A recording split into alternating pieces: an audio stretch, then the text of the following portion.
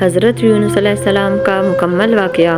حضرت یونس علیہ السلام اللہ تعالیٰ کے ایک جلیل القدر نبی تھے جنہیں اللہ نے نینوی موجودہ عراق کی قوم کی ہدایت کے لیے بھیجا تھا۔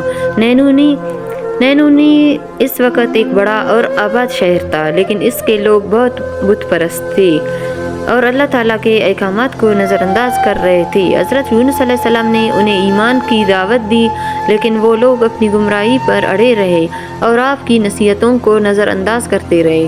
نمبر 1، حضرت یونس علیہ السلام کی قوم کا انکار۔ حضرت یونس علیہ السلام نے اپنی قوم کو بار بار اللہ کی توحید کی دعوت دی اور انہیں اللہ کے عذاب سے ڈرایا۔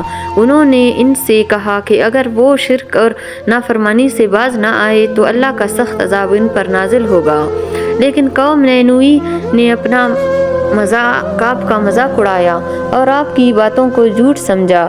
وہ کہنے لگے کہ ہم تمہاری دھمکیوں میں سے نہیں ڈرتے، ہم اور ہمارے باپ دادا ہمیشہ اسی طرح زندگی گزارتے آئے ہیں، ہمیں کوئی عذاب نہیں آئے گا۔ حضرت یونس علیہ السلام کو اپنی قوم کی ہدایت کی بہت فکر تھی، لیکن جب طویل عرصے تک ان لوگوں نے آپ کی بات نہ مانی تو آپ کو سخت غصہ آیا اور آپ نے ان سے کہہ دیا کہ اب چند دنوں میں تم پر اللہ کا عذاب آئے گا۔ یہ کہہ کر حضرت یونس علیہ السلام اپنی قوم کو چھوڑ کر وہاں سے چلے گئے۔ نمبر 2، حضرت یونس علیہ السلام کا شہر چھوڑ کر جانا۔ حضرت یونس علیہ السلام اپنی قوم کو چھوڑ کر کسی اور جگہ جانے کے لیے روانہ ہو گئے، لیکن یہ فیصلہ اللہ کے حکم کے بغیر تھا۔ نبیوں کے لیے ضروری ہوتا تھا کہ وہ اللہ کے حکم کے بغیر کوئی قدم نہ اٹھائے، لیکن حضرت یونس علیہ السلام جلدی میں فیصلہ کر بیٹھے اور وہاں سے روانہ ہو گئے۔ جب حضرت یونس علیہ السلام اپنی قوم کو چھوڑ کر چلے گئے تو ان کی قوم کو احساس ہونے لگا کہ انہوں نے غلطی کی ہے۔ وہ ڈر گئے کہ کہیں واقعی اللہ کا عذاب نہ آ جائے۔ اس کے بعد وہ سب اپنے گھر بار چھوڑ کر کھلے میدان میں نکل آئے۔ سب نے مل کر اللہ سے سچی توبہ کی، بچوں اور عورتوں کو بھی ساتھ لے کر آئے، حتیٰ کہ جانوروں کو بھی ساتھ لے گئے۔ سب نے اللہ کے حضور رو رو کر دعا کی کہ ہمیں معاف کر دے۔ اللہ تعالیٰ نے ان کی سچی توبہ قبول فرمائی اور ان پر عذاب کو روک دیا۔ حضرت یونس علیہ السلام کا کشتی میں سوار ہونا۔ ادھر حضرت یونس علیہ السلام جب شہر چھوڑ کر چلے گئے تو وہ سمندر کے کنارے پہنچے اور ایک کشتی میں سوار ہو گئے۔ یہ کشتی پہلے سے ہی مسافروں اور سامان سے بھری ہوئی تھی۔ جب کشتی سمندر میں آگے بڑھی تو اچانک ایک طوفان آ گیا۔ تیز ہوائیں چلنے لگے، اونچی اونچی موجیں اڑنے لگے اور کشتی ڈگمگانے لگی۔ کشتی کے مسافروں نے فیصلہ کیا کہ کسی ایک شخص کو سمندر میں پھینکنا ہوگا تاکہ کشتی ہلکی ہو جائے اور وہ ڈوبنے سے بچ جائے۔ اس کے لیے قرعہ اندازی کی گئی اور قرعہ اندازی میں حضرت یونس علیہ السلام کا نام نکلا۔ لوگوں نے کہا کہ یہ شخص نیک معلوم ہوتا ہے، دوبارہ قرعہ اندازی ڈالنا چاہیے، لیکن جب 3 بار قرعہ اندازی کی گئی تو ہر بار حضرت یونس علیہ السلام کا نام آیا۔ حضرت یونس علیہ السلام سمجھ گئے کہ یہ سب اللہ کی طرف سے ہو رہا ہے۔ انہوں نے خود کو سمندر میں ڈالنے کے لیے تیار کر لیا۔ لوگوں نے انہیں سمندر میں پھینک دیا اور جیسے ہی وہ پانی میں گرے، اللہ کے حکم سے ایک بڑی مچھلی نے انہیں نگل لیا۔ حضرت یونس علیہ السلام کا مچھلی کے پیٹ میں جانا۔ جو ہی حضرت یونس علیہ السلام کو مچھلی نے نگلا، وہ ایک گپ اندھیرے میں پہنچ گئی۔ مچھلی کا پیٹ مکمل تاریک تھا، وہاں نہ کوئی روشنی تھی، نہ ہوا، نہ خوراک۔ وہ ایک انتہائی مشکل اور آزمائش والی حالت میں تھے۔ قرآن میں اللہ تعالیٰ فرماتے ہیں، اور مچھلی والے یونس کا ذکر کرو جب وہ غصے میں آ کر چل دیے اور گمان کیا کہ ہم ان پر گرفت نہیں کریں گے۔ پھر اس نے اندھیروں میں پکارا کہ الہی تیرے سوا کوئی معبود نہیں، تو پاک ہے، بے شک میں ہی ظالموں میں سے تھا۔ حضرت یونس علیہ السلام کو اپنی غلطی کا احساس ہو گیا کہ انہوں نے اللہ کے حکم کے بغیر اپنی قوم کو چھوڑ دیا تھا۔ وہ سچے دل سے توبہ کرنے لگے اور مسلسل اللہ کی حمد و ثنا بیان کرتے رہے۔ انہوں نے مچھلی کے پیٹ میں ایک خاص دعا پڑھی جو آج بھی بہت فضیلت رکھتی ہے۔ حضرت یونس علیہ السلام کی دعا، تعداد، فضیلت اور طریقہ۔ حضرت یونس علیہ السلام نے مچھلی کے پیٹ میں رہتے ہوئے مسلسل اللہ تعالیٰ کی حمد و ثنا بیان کی اور اپنی غلطی کا اعتراف کرتے ہوئے یہ مشہور دعا پڑھی، لا الہ الا انت سبحانک انی کنت من الظالمین۔ ترجمہ: ہے اللہ تو بے شک ہمیں پالنے والا ہے،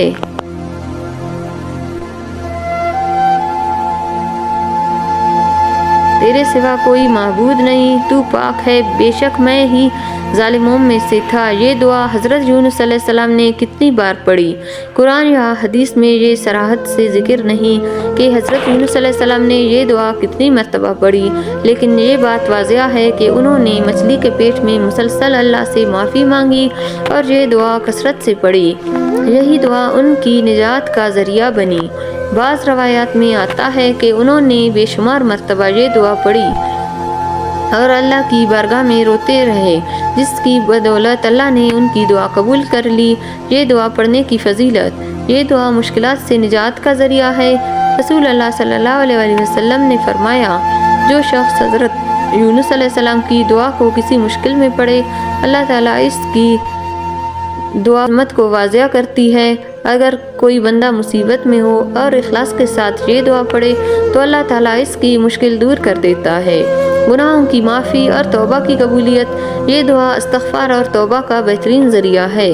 اس میں 3 چیزیں شامل ہیں: توحید کا اقرار، لا الہ الا انت، تیرے سوا کوئی معبود نہیں، اللہ کی پاکیزگی کا بیان، سبحانک، تو ہر عیب سے پاک ہے، اپنے گناہ کا اعتراف، انی کنت من الظالمین، بے شک میں ہی ظالموں میں سے تھا۔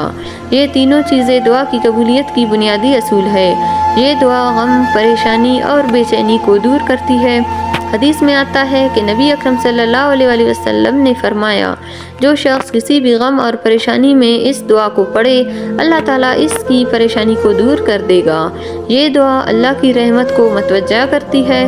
یہ حضرت یونس علیہ السلام کے واقعے سے معلوم ہوتا ہے کہ جب بندہ اپنی غلطی تسلیم کر کے اخلاص کے ساتھ اللہ سے معافی مانگے تو اللہ اسے نجات عطا فرماتا ہے۔ اسی لیے اگر کوئی شخص گناہوں میں مبتلا ہو اور یہ دعا پڑھے تو اللہ تعالیٰ اس کے گناہ معاف کر دیتا ہے۔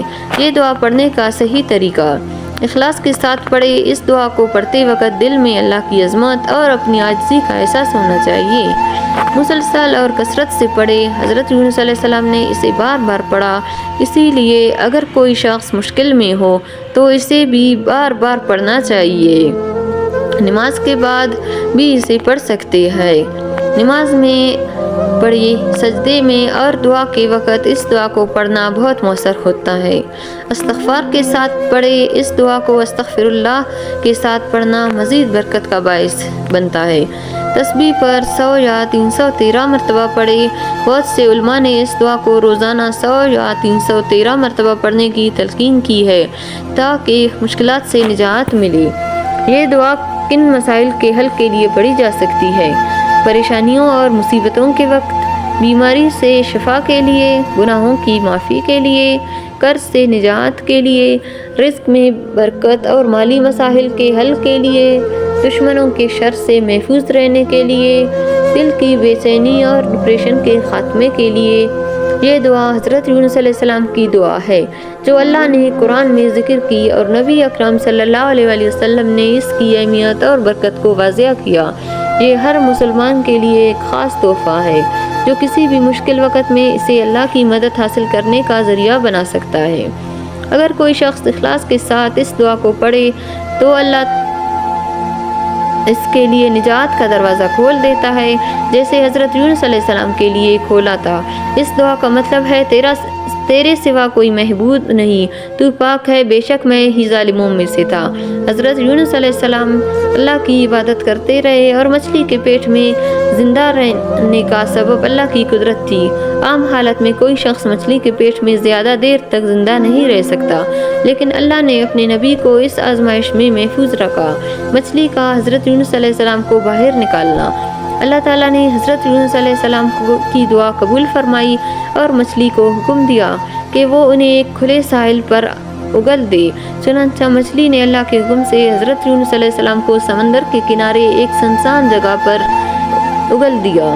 حضرت یونس علیہ السلام بہت کمزور ہو چکے تھے، ان کا جسم تحیف اور جلد بہت حساس ہو چکی تھی۔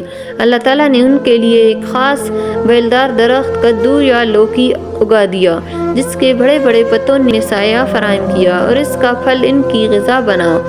حضرت یونس علیہ السلام کی قوم کا ایمان لانا۔ جب حضرت یونس علیہ السلام صحت یاب ہو گئے تو اللہ تعالیٰ نے انہیں دوبارہ اپنی قوم کی طرف جانے کا حکم دیا۔ جب وہ واپس آئے نینوی پہنچے تو حیران رہ گئے کہ پوری قوم اللہ پر ایمان لا چکی تھی۔ وہ سب اللہ سے معافی مانگ چکے تھے اور اب نیک بن چکے تھے۔ یہ واحد مثال ہے کہ کسی قوم نے نبی کے جانے کے بعد خود کو درست کیا اور اللہ نے ان پر رحم فرمایا۔ اس واقعے سے سیکھنے والے اسباق: اللہ کا حکم سب سے اہم ہے۔ بغیر اللہ کے حکم کے کوئی کام نہیں کرنا چاہیے، خاص طور پر نبیوں کے لیے۔ مشکل میں اللہ کی طرف رجوع کرے۔ اگر ہم کسی مصیبت میں ہو تو حضرت یونس علیہ السلام کی دعا پڑھنی چاہیے۔ اللہ کی رحمت ہر چیز سے بڑی ہے۔ اگر بندہ سچی توبہ کرے تو اللہ اس کو ہر مشکل سے نکال سکتا ہے۔ صبر اور استقامت ضروری ہے۔ اگر حضرت یونس علیہ السلام صبر سے کام نہ لیتے تو یہ آزمائش نہ آتی۔